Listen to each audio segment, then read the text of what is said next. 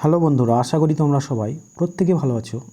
যদি এমন হয় একটা গুরুত্বপূর্ণ ইম্পর্টেন্ট প্রশ্নপত্র থেকে সমস্ত প্রশ্নপত্রগুলো তোমাদের মেন পরীক্ষার জন্য চলে আসে 11-এর, তাহলে কেমন হয়? ঠিক এই রকমই আমরা আজকে ভূগোলের সাজেশন নিয়ে আলোচনা করছি।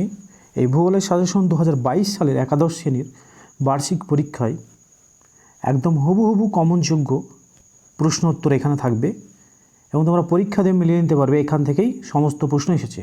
সো ভিডিওটা তোমরা প্রথম থেকে শেষ পর্যন্ত যদি বারবার দেখো তাহলে অবশ্যই তোমাদের প্রশ্নপত্রগুলি মুখস্থ হয়ে যাবে এবং তার সঙ্গে সঙ্গে যে এমসিকিউ এবং এসএকিউ প্রশ্ন আছে সেগুলোর উত্তর তোমরা এই ভিডিওর মাধ্যমে পেয়ে যাবে। তাই প্রথমে কি করতে হবে, আমাদের চ্যানেলটাকে সাবস্ক্রাইব করে আমাদের পাশে থেকো। তাছাড়া তোমাদের যে বন্ধু বান্ধব আছে তাদের মধ্যে ভিডিওটি ছড়িয়ে দিও। শুরু করতে চলেছি এবার West Bengal council of higher secondary education 2022-এর যে সাজেশন। এখানে প্রথমে আমরা বলে নিই মার্কস ডিস্ট্রিবিউশন নিয়ে। মার্কস ডিস্ট্রিবিউশন সবাই জানে, থিওরি 70 মার্কের এবং প্র্যাকটিক্যাল 30 মার্কের, টোটাল 100 মার্কের পরীক্ষা। এখানে 70 মার্কের যে থিওরি পার্ট, সেই থিওরি পার্টটা দেওয়া হলো। এখানে প্রথমে বিভাগ ক্ষয়ের প্রশ্ন দিয়েছি, কেননা বিভাগ ক্ষয়ে কী হবে, বিভাগ ক্ষয়ে প্রশ্ন থাকবে কটা, 5টা প্রশ্ন থাকবে। 5টা প্রশ্ন, একটা প্রশ্নের 7 করে থাকবে, টোটাল 35 মার্ক বিভাগ খ। তাহলে প্রথমে যেখানে ইম্পর্টেন্ট প্রশ্নগুলো আমি নিয়েছি সেই প্রশ্নগুলো বলে দিই এবং এই প্রশ্নগুলোর ভেতরেই পরীক্ষা আসবে।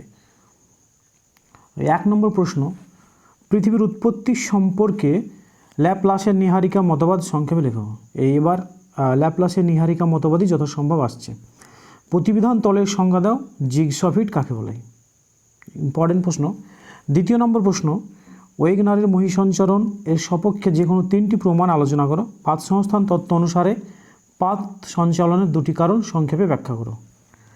নেক্সট, চিত্রসহ পৃথিবীর অভ্যন্তরীণ ভাগের গঠন বর্ণনা করো। সমুদ্রতল সম্প্রসারণের সপক্ষে যুক্তি দাও। খুব ইম্পর্টেন্ট প্রশ্ন সবগুলোই এখানে। 4 নম্বর, এইরির সমস্থিতি মতবাদ ব্যাখ্যা করো এবং মহাদেশীয় এবং মহাসাগরীয় ভূত্বকের মধ্যে পার্থক্য লেখো। 4+3। খাদ্য শৃঙ্খল ও খাদ্য জালের মধ্যে পার্থক্য লেখো। 5 নম্বর প্রশ্ন, বাস্তুতন্ত্রের শক্তি প্রবাহের বিভিন্ন পর্যায়গুলি আলোচনা করো। বাস্তুতন্ত্র রক্ষায় বিয়োজকের ভূমিকা লেখো। খুবই ইম্পর্টেন্ট প্রশ্ন। নেক্সট, নিরক্ষীয় বনাঞ্চল কাষ্ঠশিল্পে অনুন্নত হওয়ার কারণগুলি লেখো। অরণ্য সংরক্ষণের 2টি পদ্ধতি লেখো। এখানে যে বিষয়টা, এখানে আমি নাতিশীতোষ্ণ অঞ্চল কাষ্ঠশিল্পে উন্নত হওয়ার কারণ সেটা দিইনি। এখানে উন্নত হবে না, এখানে অনুন্নত হবে। উন্নত নয়, অনুন্নত। নেক্সট, নাতিশীতোষ্ণ মণ্ডলে মৎস্যক্ষেত্রগুলি বিকাশ লাভ করার কারণগুলি লেখো। ভারতে মৎস্য চাষের অনুন্নতি হওয়ার কারণগুলি লেখো। নেক্সট, এখানে ভূমির ব্যবহার থেকে যে প্রশ্নটা, ব্রাজিলের ভূমির ব্যবহার পদ্ধতি সম্পর্কে মন্তব্য করো। শহর অঞ্চলের ভূমির ব্যবহারের 3টি বৈশিষ্ট্য আলোচনা করো। নেক্সট, জলবিভাজিকা ব্যবস্থাপনার বিভিন্ন পদ্ধতিগুলি আলোচনা করো। জলবিভাজিকা সংরক্ষণের গৃহীত 2টি পদ্ধতি উল্লেখ করো। নেক্সট, পৃথিবীর 3টি লোহাকরিক উৎপাদনকারী দেশের লোহার বন্টনের সংক্ষিপ্ত বিবরণ দাও। প্রচলিত এবং অপ্রচলিত শক্তির মধ্যে পার্থক্য আলোচনা করো। 11 নম্বর প্রশ্ন, দক্ষিণ ভারতের জলবিদ্যুৎ উৎপন্ন হওয়ার কারণগুলি কী কী, অর্থাৎ জলবিদ্যুৎ কেন্দ্র কেন গড়ে উঠেছে, অনুকূল পরিবেশ লিখতে হবে। ভারতের খনিজ তেল উত্তোলনকারী অঞ্চলের বিবরণ দাও। এই প্রশ্নগুলো খুবই ইম্পর্টেন্ট, আশা করি এখান থেকেই 5টা প্রশ্ন পরীক্ষায় আসবে। এবার সঠিক উত্তরটি বেছে নাও এবং এমসিকিউ এবং এক কথায় উত্তর সবগুলোকে আমি একসঙ্গে নিয়েছি। এখানে 35খানা প্রশ্ন থাকবে, টোটাল এমসিকিউ থাকবে এখানে 21খানা, যেটা অপশান দিয়ে থাকবে 21 গুণিত 1 21, এবং অপশান দিয়ে প্রশ্ন থাকবে, এই এসিকিউ থাকবে 14খানা, তাহলে 14 গুণিত 1 14, তাহলে 14 + 21 35 মার্কের প্রশ্ন আমি একসঙ্গে দিয়েছি, কেননা এসিকিউ পারলে এমসিকিউ কোনো ব্যাপারই নয়। আমি সমস্ত উত্তর এখানে বলে দিচ্ছি। নদীর ক্ষয়কার্য ভূগোলের কোন শাখা আলোচনা করা হয়? এটা কি হবে, নদীর ক্ষয়কার্য ভূগোলের কোন শাখা আলোচনা করা হয়? এটা হবে ভূমিরূপবিদ্যা। জিওগ্রাফি শব্দটি প্রথম কে ব্যবহার করেন? জিওগ্রাফি শব্দটি প্রথম ব্যবহার করেন এরাটোস্থেনিস। পৃথিবীর মানচিত্র প্রথম কে অঙ্কন করেন? অ্যানাক্সিমেন্ডার। যদি তোমরা বুঝতে না পারো অবশ্যই কমেন্ট করবে কোনো প্রশ্ন উত্তর। মানবিক ভূগোলের যে কোনো একটি শাখার নাম লেখো। আমরা লিখতে অর্থনৈতিক ভূগোল, রাজনৈতিক ভূগোল অনেক আছে। নেক্সট, পৃথিবীর প্রথম পরিধি কে নির্ণয় করেন? এটাও এরাটোস্থেনিস হবে। শিয়াল ও সীমার মধ্যবর্তী বিযুক্ত রেখার নাম কি? কনরাড। পাত শব্দটি প্রথম কে ব্যবহার করেন? এটা হবে জেটি উইলসন। সমস্ত কিছু লিখছি না, বলে দিচ্ছি আমি। নেক্সট, মহাদেশীয় এবং মহাসাগরীয় ভূত্বক কোন শিলায় গঠিত? যদি মহাদেশীয় বলে, মহাদেশীয় বললে হবে গ্রানাইট, আর মহাসাগরীয় বললে হবে ব্যাসল্ট। নিমজ্জিত পাতের ঢালু অংশে কী বলা হয়? এখানে বেনি অফ জন, এটা বাংলায় লিখলে হবে বা ইংলিশে লিখলে হবে। ইংলিশে লিখছি আমি BENI, Beni, OFF Beni, off অফ জোন, ZONE জোন। নেক্সট, সমস্ত শব্দটি প্রথম কে ব্যবহার করেন? এটা সি ডাটুন। হিস্ট্রি অফ ওশান বেসিন বইটি কার লেখা? এটা হ্যারি হেসেল লেখা। অভ্যন্তরীণ ভাগের সর্বাধিক ঘনত্বযুক্ত স্তরের নাম কি? অর্থাৎ পৃথিবীকে এইভাবে যে ভাগ করা হয়, প্রথমে ভূত্বক, গুরুমণ্ডল, কেন্দ্রমণ্ডল, এখানে সবথেকে ঘনত্বযুক্ত স্তরের নাম হবে কেন্দ্রমণ্ডল। নেক্সট, কেন্দ্রমণ্ডলের অপর নাম কি? কেন্দ্রমণ্ডলের অপর নাম হচ্ছে নিফে, NIFE, নিফে। এটা খুব ইম্পর্টেন্ট। কেন্দ্রমণ্ডলের অপর নাম নিফে। যদি বলে কেন্দ্রমণ্ডলের মূল উপাদান কি? Ni মানে নিকেল, আর Fe মানে লোহা, তাহলে নিকেল প্লাস লোহা আছে বলে এর অপর নাম হচ্ছে নিফে। মোহবিযুক্ত রেখার অবস্থান কোথায়? এটা হবে এটা কেন্দ্রমণ্ডল, এটা গুরুমণ্ডলের মাঝের যে অংশ তার হচ্ছে মোহবিযুক্ত রেখা। সমুদ্রবক্ষের বিস্তৃতি মতবাদটি কে প্রচলন করেন? এটা হবে হ্যারিয়েস। মহিষসঞ্চারের মতবাদের প্রবক্তা ওয়েগনার। প্যানজিয়া প্যান্থালাসা কাকে বলা হয়? এটা হবে কার্বনিফেরাস উপযুগে পৃথিবীর সমস্ত মহাদেশগুলি একত্রে অবস্থান করত। এই বৃহৎ আকৃতির মহাদেশকে বলা হয় প্যানজিয়া, এবং এই মহাদেশকে ঘিরে যে বিশাল আকৃতির জলভাগ ছিল তাকে বলা হতো প্যান্থালাস, অর্থাৎ সাগরটার নাম। অ্যাস্থেনোস্ফিয়ার কি? অ্যাস্থেনোস্ফিয়ার কী হবে? এটা হবে ভূত্বকের নিচে এবং ঊর্ধ্ব গুরুমণ্ডলের ওপরে 70 থেকে 250 কিলোমিটার গভীরে যে স্থিতিস্থাপক ম্যাগমা গঠিত সান্দ্র প্রকৃতির স্তর তাকে বলা হয় অ্যাস্থেনোস্ফিয়ার। নেক্সট, রেপেত্তি। এটা রেপেত্তি হবে। রেপেত্তি ও লেহম্যান বিযুক্ত রেখার অবস্থান কি? রেপেত্তি হবে ঊর্ধ্ব গুরুমণ্ডল ও নিম্ন গুরুমণ্ডল, আর লেহম্যান হবে বহিঃকেন্দ্রমণ্ডল ও অন্তঃকেন্দ্রমণ্ডল। গ্যালাক্সি কাকে বলা হয়? গ্যালাক্সি কথার অর্থ হচ্ছে নক্ষত্রমণ্ডল। অসংখ্য নক্ষত্র, নীহারিকা, গ্রহাণু নিয়ে গঠিত গ্যাসীয় বায়ুপুঞ্জের বিশালাকার মেঘ যা মহাকাশ অবিরাম পাক খায় তাকে বলা হয় গ্যালাক্সি। ভূ অভ্যন্তরে কত কিলোমিটার গভীরতায় গুটনবার্গ বিযুক্ত রয়েছে? এখানে সঠিক যেটা উত্তর হবে 2891, এখানে প্রায় 2900 কিমি। নেকটন ও বেন্থস কাদের বলা হয়? নেকটন মানে যে সমস্ত জীব স্বাধীন হয়ে সাঁতার কেটে বেড়ায় জলাশয়ে তাদের বলা হয় নেকটন, এবং বেন্থস যে সমস্ত জীব জলাশয়ের নিচে বাস করে, যেমন শামুক, ঝিনুক। আর নেকটন মাছ, এখানে ব্যক্তি হবে না, ব্যাকটেরিয়া হবে, সরি। ব্যাকটেরিয়া এক প্রকারে কী হবে? বিয়োজক।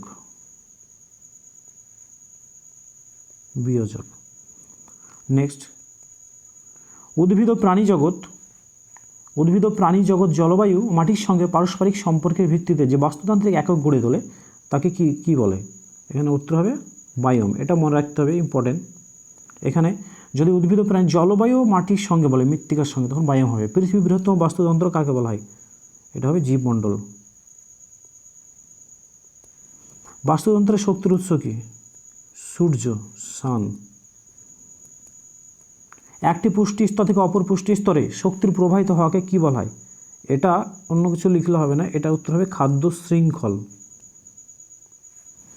একটি পুষ্টি স্তর থেকে অপর পুষ্টি স্তরে শক্তি স্থানান্তরিত হওয়ার পরিমাণ কত %? এটা হচ্ছে 10%। একে বলা হয় লিন্ডেম্যানের 10% ল। অর্থাৎ একটি প্রাণী অপর একটি প্রাণীকে খেলে তার থেকে যে শক্তি পাবে সেটা হচ্ছে 10%। স্বভোজী পরভোজী কাদের বলা হয়? স্বভোজী খুবই সহজ, যারা নিজের খাদ্য নিজেরাই তৈরি করতে পারে, যেমন উদ্ভিদ।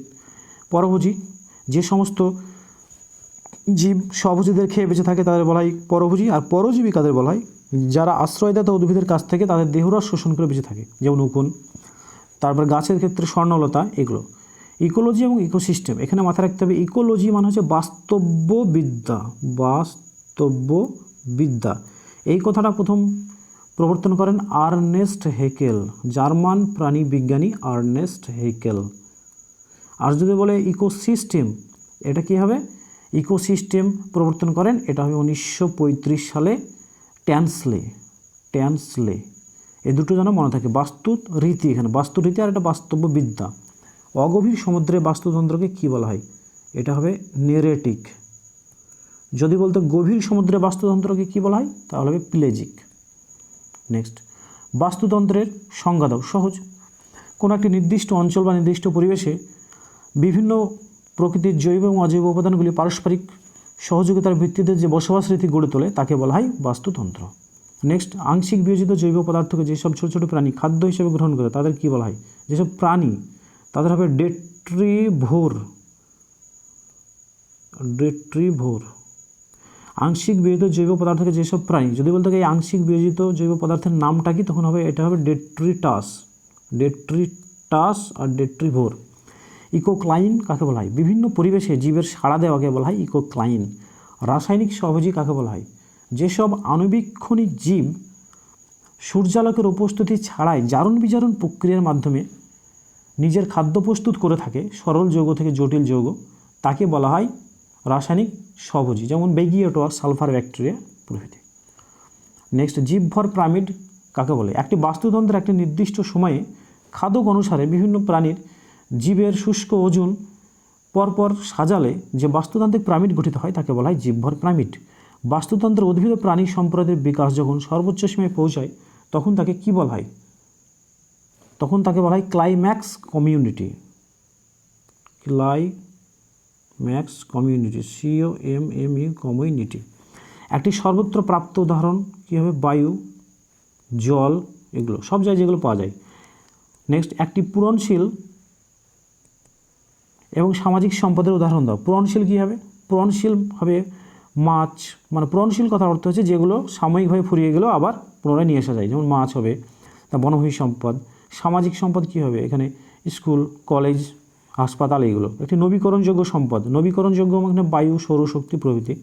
একটি দূষণমুক্ত চিরাচরিত শক্তির নাম, এটা খুব ইম্পর্টেন্ট, চিরাচরিত হতে হবে অথবা দূষণমুক্ত, এটা হবে জলবিদ্যুৎ। অনেকে আমরা জলবিদ্যুৎকে অচিরাচরিত বলি, কিন্তু হবে না, এটা চিরাচরিত কিন্তু দূষণমুক্ত। পরিবেশ বান্ধব সম্পদ বলতে কী বোঝো? যে সমস্ত সম্পদ ব্যবহার করলে পরিবেশের কোনো ক্ষতি হয় না, যেমন সূর্যশক্তি, বায়ুশক্তি, এগুলো। বস্তুর কার্যকারিতার সম্পদ কে বলেছেন? জিমারম্যান হবে। গচ্ছিত সম্পদ এবং অবরুদ্ধ প্রবহমান সম্পদ কাকে বলে? গচ্ছিত সম্পদ মানে যে সম্পদগুলো প্রকৃতিতে একটি নির্দিষ্ট পরিমাণে গচ্ছিত আছে এবং ফুরিয়ে যাওয়ার প্রচুর সম্ভাবনা রয়েছে, তাদের বলা হয় গচ্ছিত, যেমন খনিজ তেল, কয়লা। অবরুদ্ধ প্রবহমান কাকে বলে? যে সমস্ত প্রবহমান সম্পদ অত্যধিক ব্যবহারের ফলে সেটা গচ্ছিত সম্পদে পরিণত হতে পারে তাদের বলা হয় অবরুদ্ধ প্রবহমান, যেমন বিশাল আকৃতির অঞ্চলের বন জঙ্গল কেটে ফেললে তা পূর্বের অবস্থায় ফিরিয়ে আনা খুবই কঠিন। গ্রিনল্যান্ডে প্রাপ্ত কয়লা খনি, এটা হবে অদ্বিতীয় সম্পদ। অদ্বিতীয় মানে কি? দ্বিতীয় না, মানে প্রথম একটা জায়গাতেই পাওয়া যায়, সেটা হচ্ছে গ্রিনল্যান্ডে পাওয়া যায় ক্রালাইটটা।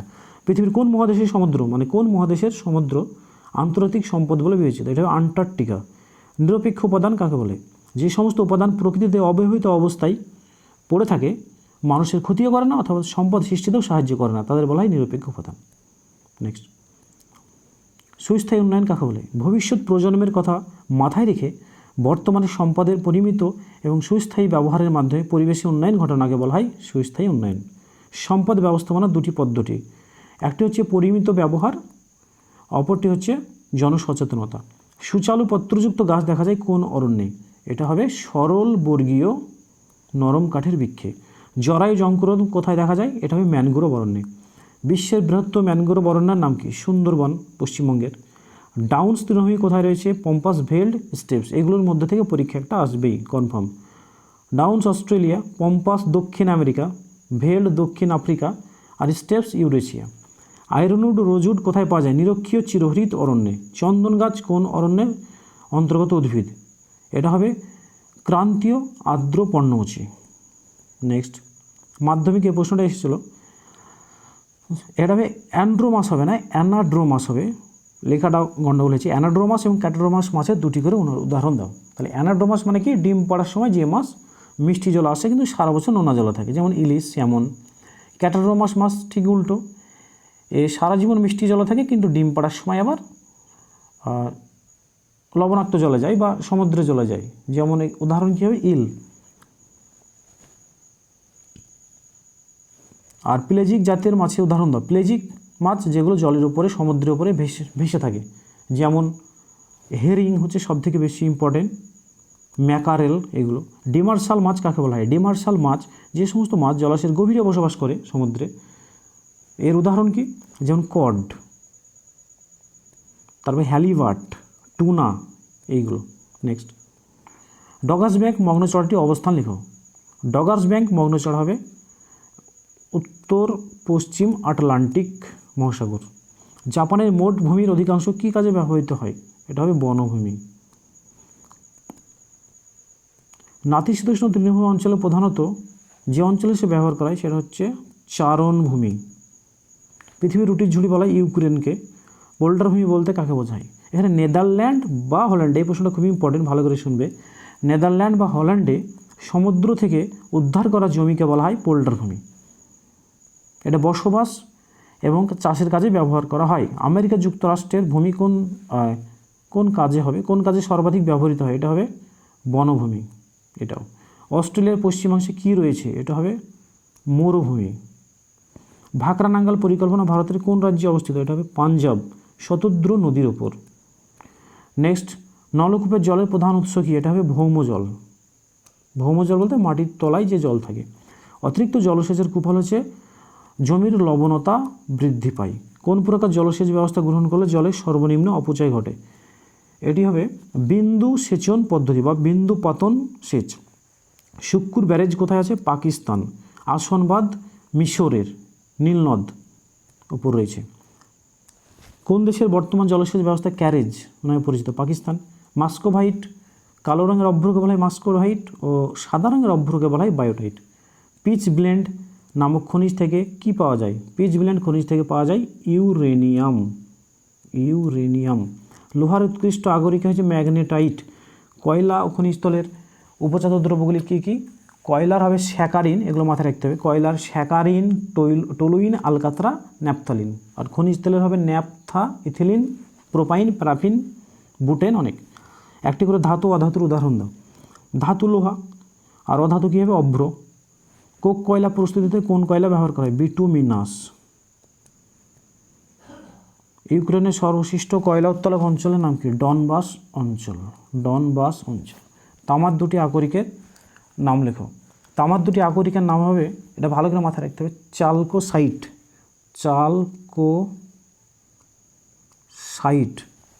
আর কি? কিউপ্রাইট। কিউপ্রাইট হবে, চালকোপাইরাইট হবে, এগুলো। এটা হবে ম্যাঙ্গানিজ, একটি লৌহ সংকর ধাতু ম্যাঙ্গানিজ। থোরিয়াম উৎপাদনে কোন দেশ বিশ্বে প্রথম? এটা উত্তর হবে ভারত। তামিলনাড়ু কলাপক্কম কী জন্য বিখ্যাত? এটা হবে পারমাণবিক বিদ্যুৎ কেন্দ্র। গুজরাটের লাম্বা হচ্ছে বায়ু বিদ্যুৎ কেন্দ্র। ভারতের কোথায় ভূতাপ শক্তি উৎপাদন করা হয়? এটা হবে হিমাচল প্রদেশের মণিকরণ এবং বক্রেশ্বর, পশ্চিমবঙ্গের। উড়িষ্যার উপকূলের ভিতরকণিকা কী ধরনের অরণ্য সমাবেশ? এটা হবে ম্যানগ্রোভ অরণ্য। ভূমধ্যসাগরীয় চিরহরিত অরণ্যর অক্ষাংশগত বিস্তার লেখো।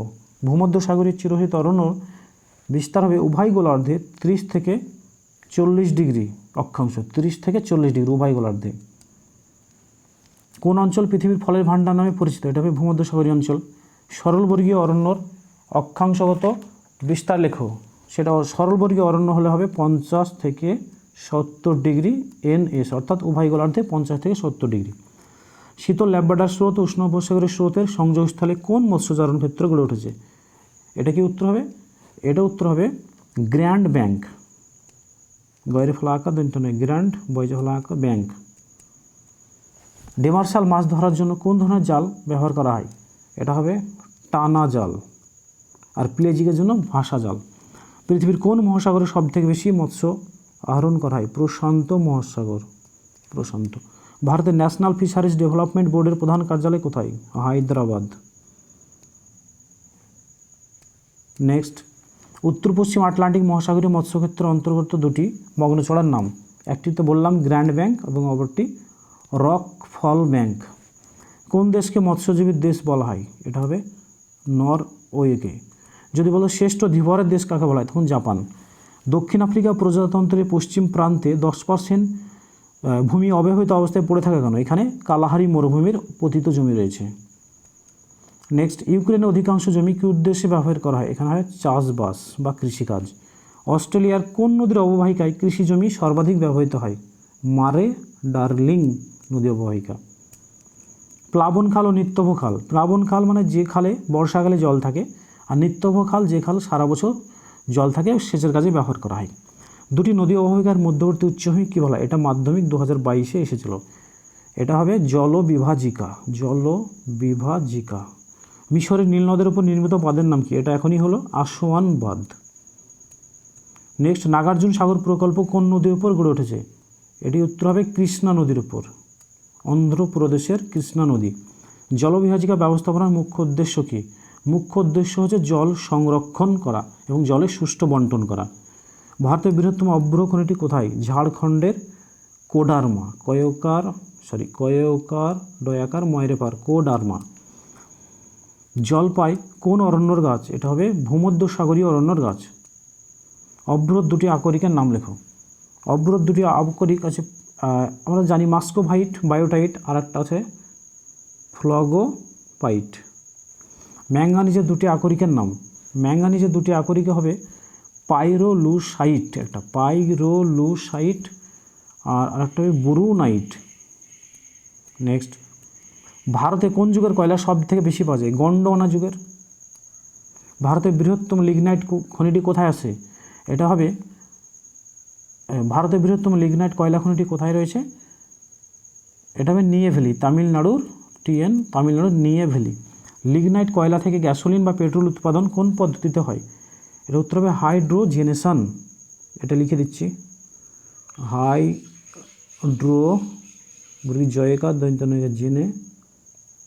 হাইড্রোজেনেশন। ভারতের দুটি খনিজ তেল উত্তোলনকারী সংস্থার নাম। এটা হবে অয়েল ইন্ডিয়া লিমিটেড, আর একটা হবে ONGC,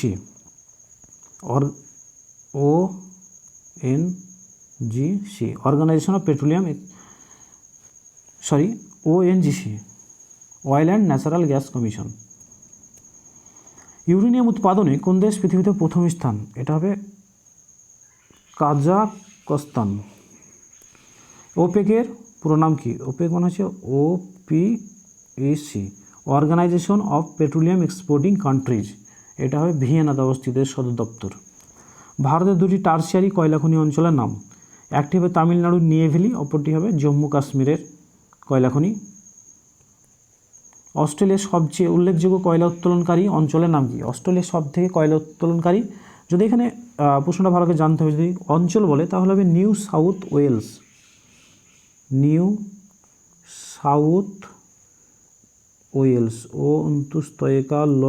ওয়েলস। যদি কয়লা খনির নাম বলে তাহলে হবে সিডনি নিউ ক্যাসল। সিডনিতে স্টেডিয়াম আছে, আমরা সবাই জানি, সিডনি নিউ ক্যাসল। দামোদর উপত্যকায় কোন ভূতাত্ত্বিক যুগের কয়লা পাওয়া যায়? এটা গন্ডোয়ানা যুগের কয়লা পাওয়া যায়। সো ভিডিওটা আজকে এই পর্যন্তই, এবং আমরা অন্যান্য সাজেশন খুব শীঘ্রই দিয়ে থাকবো। তোমরা সম্পূর্ণ ভিডিওটা দেখো, এবং ভিডিওটা আমাদের অবশ্যই ভালো লাগলে সাবস্ক্রাইব করে এবং অপরের মাধ্যমে ছড়িয়ে দাও। খুব তাড়াতাড়ি ইংরাজি এবং রাষ্ট্রবিজ্ঞান এবং এডুকেশনের সাজেশন আসতে চলেছে। So thanks for watching.